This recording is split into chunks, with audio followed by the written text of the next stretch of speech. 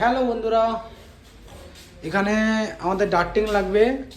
তো ডার্টিং আমরা পুরোপুরি লাগিয়ে ফেলেছি, পুরোপুরি বলতে গেলে কিছু কিছু বাকি আছে। এটা তোমার চেঞ্জ রুম, এই যে চেঞ্জ রুমে মানে ডার্টিং হওয়ার কথা ছিল না, তো আবার লাস্টে তোমার এখানকার সব কাট আউটগুলো করা হলো। তারপরে এই যে দু একটা কাট আউট বাকি আছে, করছে কাজ চলছে। আর আমাদের ডার্টিং পুরো রেডি হয়ে পড়ে আছে। এদিকের কাট আউট ছিল, এদিকে লাগিয়ে ফেলেছি।